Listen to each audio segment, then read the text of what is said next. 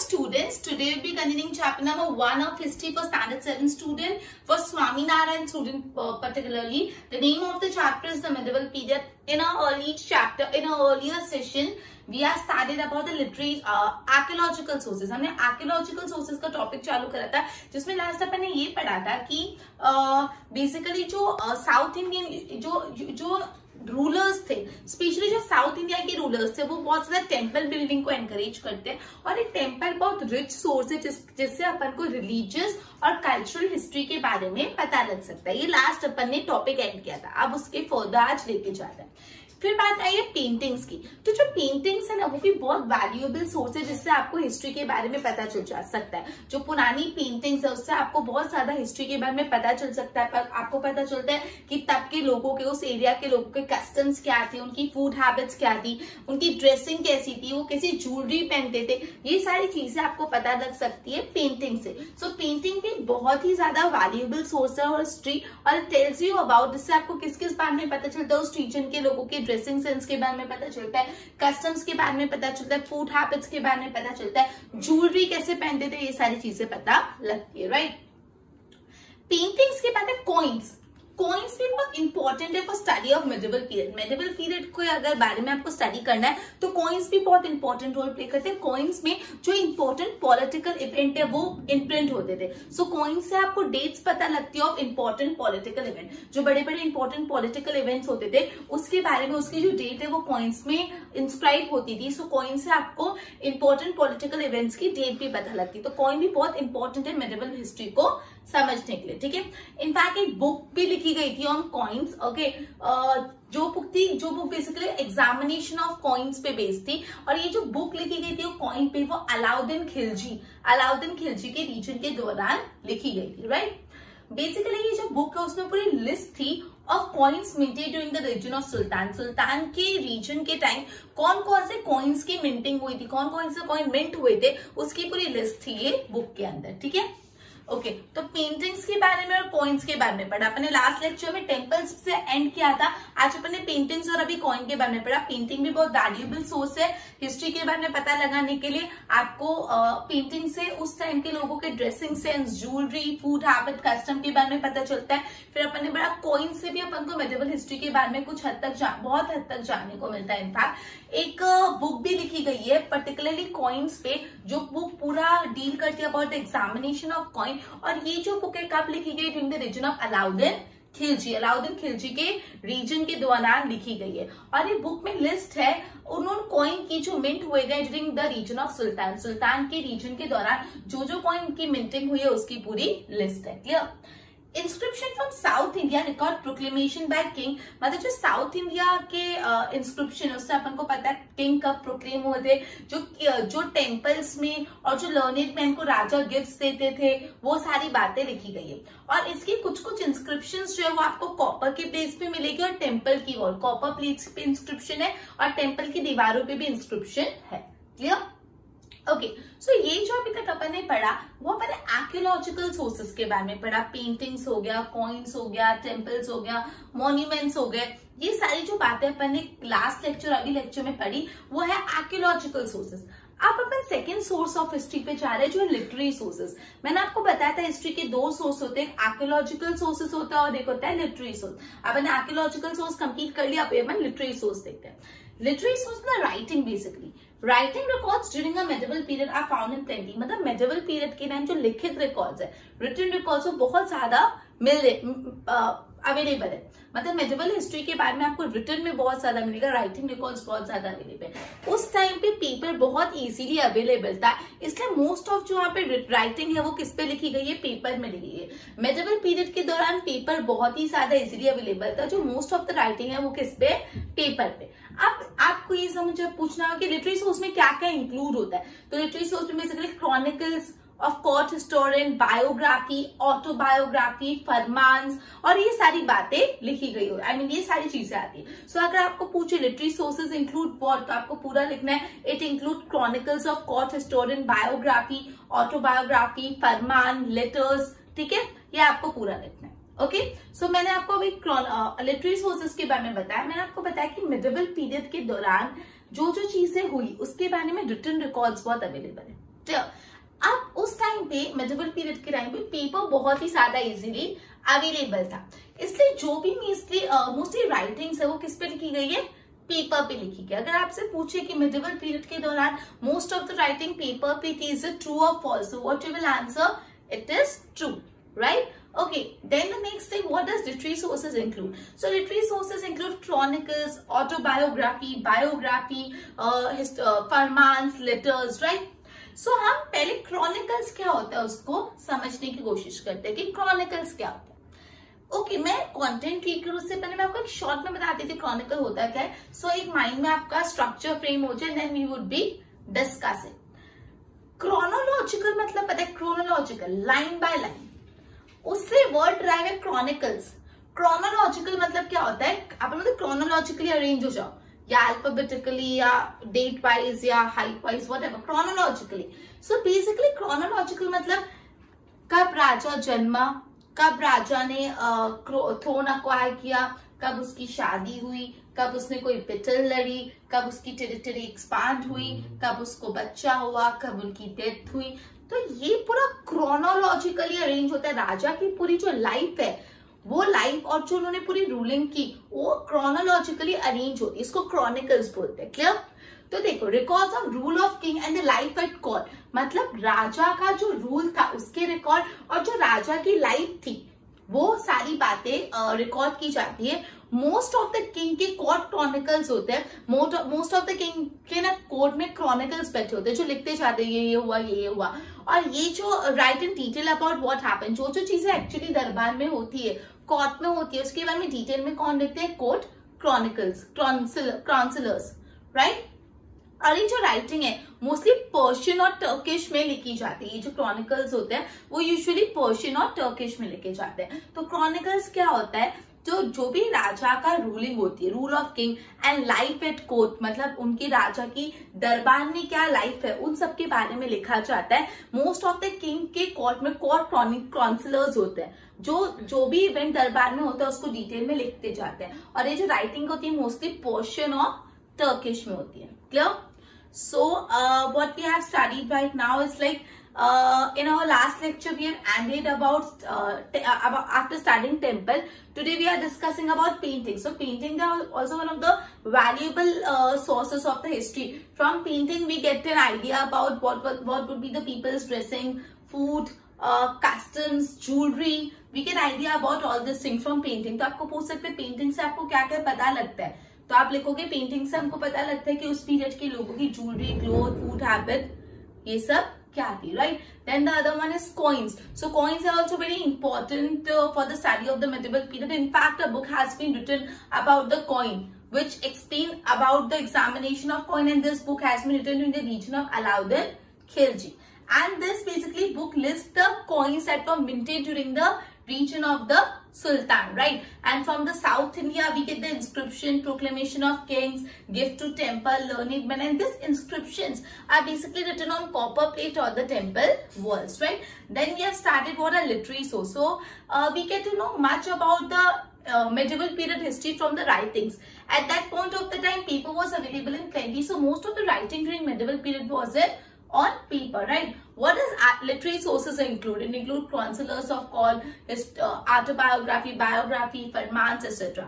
Then what are chronicles? So chronicles record about the life of the king at court, rule of the king, and most of the king they have a court counselor who record everything in detail.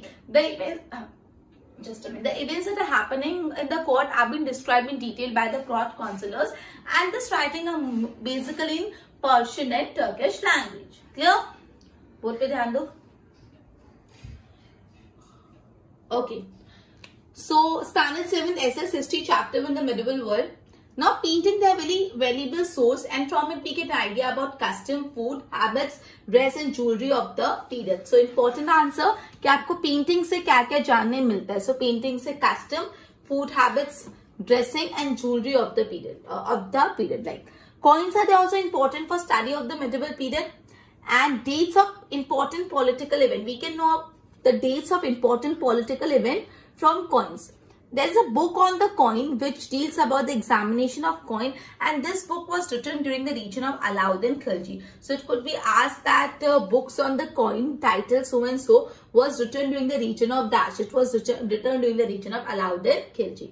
And this book, what does this book contain? It lists the coin minted during the region of Sultan. Now, inscription from South India records the proclamation by king, gifts to temple and learned men. So आपको पूछ सकते हैं inscription of South India में basically क्या क्या है? So उसमें include होता है proclamation by king, gift to temple and learned men. And ये inscription का है? Some of this inscription are found on copper plate and temple wall. पूछ सकते हैं ये सारी inscription का है copper plate और temple wall. Now, literary sources, written record during the medieval period are found in plenty. Medieval period में written record are found in plenty. अगर आपको true or false में ऐसा पूछे, oral records during the medieval period are found in plenty, तो क्या लिखोगे? True की false? False, क्योंकि कौन से record found है?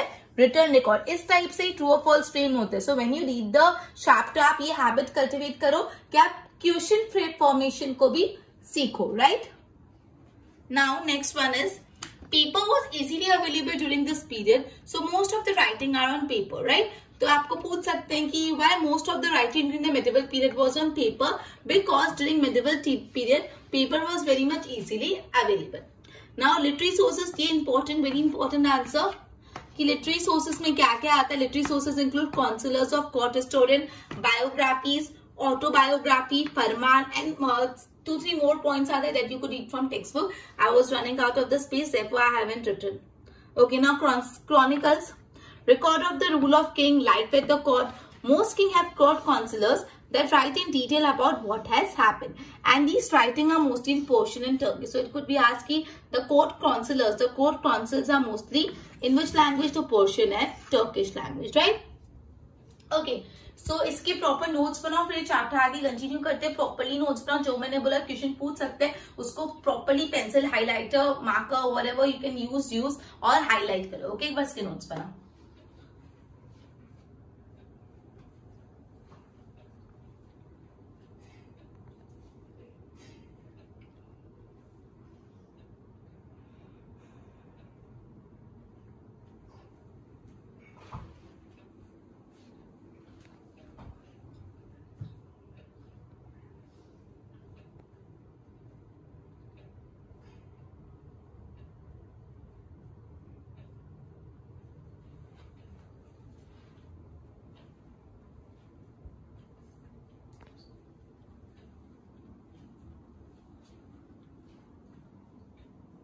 तो अब अपन को यहाँ पे कुछ इंपॉर्टेंट क्रॉनिकल्स के बारे में बताया गया है. मेडिवल पीरियड की कुछ इंपॉर्टेंट क्रॉनिकल्स, यहाँ पे 4 क्रॉनिकल्स के बारे में बताया गया है. तो आपको आंसर पूछ सकते हैं 2 मार्क, 3 मार्क, 4 मार्क में कि मेडिवल पीरियड के इंपॉर्टेंट क्रॉनिकल्स के बारे में देखो. तो लेट्स स्टडी. यहाँ के वर्ड्स बहुत टफ है, वर्ड्स मतलब थोड़ी स्पेलिंग का ध्यान रखना. रत्नागिनी बाय काल्हाना, रत्नागिनी लिखा था बाय काल्हाना ने, और काल्हाना ने इसमें कश्मीर के जो रूलर है, कश्मीर के जो राजा है, उनकी लाइफ के बारे में बताया. ये जो एक काउंसलर है रंगतागिनी, वो काल्हाना ने लिखी है, जो कश्मीर के रूलर के बारे में बताते हैं, उनकी हिस्ट्री के बारे में. फिर तारिक ए फिरोज, ये जियाउद्दीन बरानी ने लिखी है. तारिक ए फिरोज एक काउंसलर है, जो क्रॉनिकल है, जो जियाउद्दीन बरानी ने लिखी है. और इसमें क्या है? It tells us about the history of Sultan of Delhi. Delhi के जो सुल्तान है उनकी हिस्ट्री के बारे में बताते हैं टिल फिरोज शाह तुगलक. फिरोज शाह तुगलक तक जो दिल्ली सुल्तान के रूलर की हिस्ट्रीज है उसके बारे में हमको पता चलता है. तो हम तारिक फिरोज, और तारिक फिरोज किसने लिखी है? जियाउद्दीन बर्रानी. तो ये सब बहुत इंपॉर्टेंट है. इनफैक्ट वो ऑब्जेक्टिव कि आपको पूछ सकते हैं कि जियाउद्दीन बर्रानी ने कौन सा काउंसलर लिखा है, या पूछ सकते हैं तारिक फिरोज नाम का जो काउंसलर है वो किसने क्रॉनिकल है, वो किसने लिखा है? जियाउद्दीन बरानी. उसमें किसके बारे में? दिल्ली सुल्तानेट के किंग के, दिल्ली सुल्तानेट के रीजन के बारे में अप टू फिरोज शाह तुगलक. फिर तारिक फरिश्ता फरिश्ता जो it deals with the history of सुल्तान, वो सुल्तान की हिस्ट्री से डील करता है. Turkish till 17th century, Turk से लेकर 17th सेंचुरी तक की हिस्ट्री ऑफ दिल्ली सुल्तानेट के बारे में डील करता है. फिर शाहजहां फिदन तुगलकनामा. तुगलकनामा ये आमिर खुसराव ने लिखा है. It deals with the reason of Khaljis and Tughlaq. ठीक है, तो ये जो तुगलकनामा है ये आमिर खुसराव ने लिखा है, और ये डील करता है with the reason of Khaljis and Tughlaq. तो बेसिकली 4 क्रॉनिकल्स के बारे में आपको बताया गया है। ये आंसर लॉन्ग आंसर के लिए भी इंपॉर्टेंट है और ये आंसर ऑब्जेक्टिव के लिए भी इंपॉर्टेंट है। In any case you need to learn spelling properly, ठीक है। कौन सा क्रॉनिकल किसने लिखा था, वो यहाँ पे रत्नागिरी जो कारहाना ने लिखा है, जो किंग ऑफ कश्मीर के बारे में, तारीख फिरोज जो लिखा है जियाउद्दीन बरानी ने, जो दिल्ली सुल्तानेट के रीजन के बारे में बताते हैं अप टू फिरोज शाह तुगलक। उसके बाद एक दूसरा भी जो हिस्ट्री ऑफ दिल्ली सुल्तानेट के बारे में बताता है from Turkish till 7th century. फिर ये तुगलक नामा जो आमिर खुसराव ने लिखा है which deals with the reason of Khaljis and Tughlaq, right. अब अपन आ जाते हैं ऑटोबायोग्राफीज एंड बायोग्राफी में। अपन को सबको आई थिंक अब तक पता हो जाना चाहिए कि ऑटोबायोग्राफी मतलब खुद की हिस्ट्री लिखना और बायोग्राफी मतलब कोई और अपनी हिस्ट्री लिखे। ऑटो मतलब सेल्फ, खुद के बारे में लिखना, खुद की पूरी लाइफ हिस्ट्री लिखने को क्या बोलते हैं, ऑटोबायोग्राफी। एंड बायोग्राफी मतलब किसी और के बारे में लिखना, ठीक है। सो ऑटोबायोग्राफी हमेशा खुद लिखी जाती है, बायोग्राफी आप किसी की भी लिख सकते हो, राइट। तो ऑटोबायोग्राफी जो मोस्ट फेमस है वो है फतेह-ई-फिरोज शाही जो फिरोज शाह तुगलक ने लिखी है। बाबरनामा जिसमें बाबर ने अपनी पूरी ऑटोबायोग्राफी ली है। तुजुक-ई-जहांगीर, ये तुजुक-ई-जहांगीर किसने लिखी है, जहांगीर ने लिखी है अपनी पूरी ऑटोबायोग्राफी। तो मेजर 3 ऑटोबायोग्राफी जो फेमस ऑटोबायोग्राफी है फतेह-ई-फिरोज शाही जो लिखी गई है फिरोज शाह तुगलक ने, मतलब खुद के बारे में फिरोज शाह तुगलक ने लिखा है। फिर बाबरनामा जो किसने लिखा है, बाबर ने, एम्परर बाबर ने लिखा है खुद की पूरी बायोग्राफी। और तुजुक-ई-जहांगीर जो किसने लिखी है, एम्परर जहांगीर ने।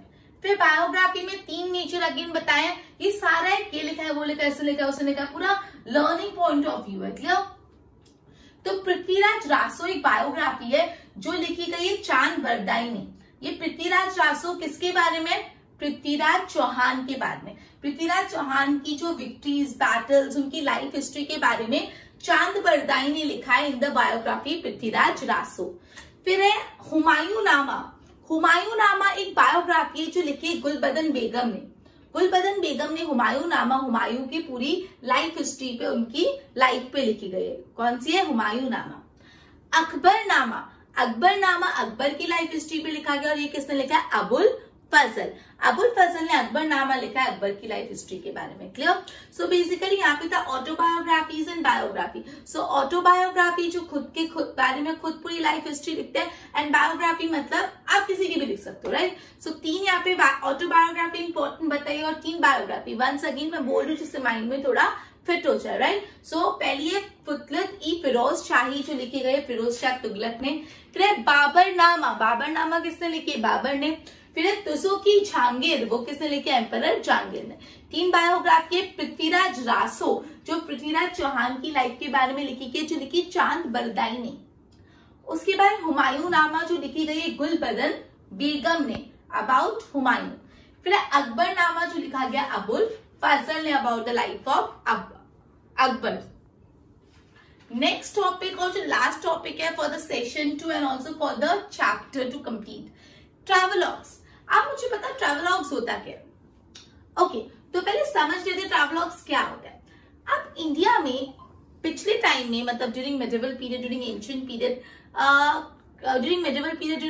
पीरियड काफी ज्यादा इंडिया के बाहर से लोग आते थे, सेंट्रल एशिया से, चाइना से, काफी जगह से लोग आते थे और वो इंडिया में अलग अलग लोगों से मिलते थे, अलग अलग जगह घूमते थे, अलग अलग किंग से बातचीत करते थे, उस किंग के प्रजा से बातचीत करते थे और ये सारी चीज वो लिखित में अपनी बुक में लिखते थे और ये जो है उनको बोलते हैं ट्रैवलॉग। तो हमको उनकी ट्रैवलॉग से भी खुद की कंट्री इंडिया के बारे में पता चलता है, बिकॉज इंडिया में जो जो होता था वो ट्रैवलॉग्स में लिखते थे and from that we get a lot of information. So travelogues of foreign traveller gives information about the places they visit, people they meet. मतलब जो फॉरेन पीपल के ट्रैवलॉग्स है, जो फॉरेन ट्रैवलर्स है बेसिकली, जो इंडिया में travel करने आते हैं, वो सालों साल इंडिया में रहते, अलग अलग जगह घूमते, अलग अलग लोगों से मिलते हैं और अपनी ट्रैवलॉग्स में लिखते हैं। तो जो फॉरेन ट्रैवलर के ट्रैवलॉग्स है उससे आपको काफी चीजें पता चलती है, वो कहाँ पे गए थे, जो उन्होंने प्लेसेस विजिट किए उनके बारे में वो डिटेल में लिखते हैं, जिन लोगों से मिले थे उनके बारे में वो डिटेल से मिलते हैं।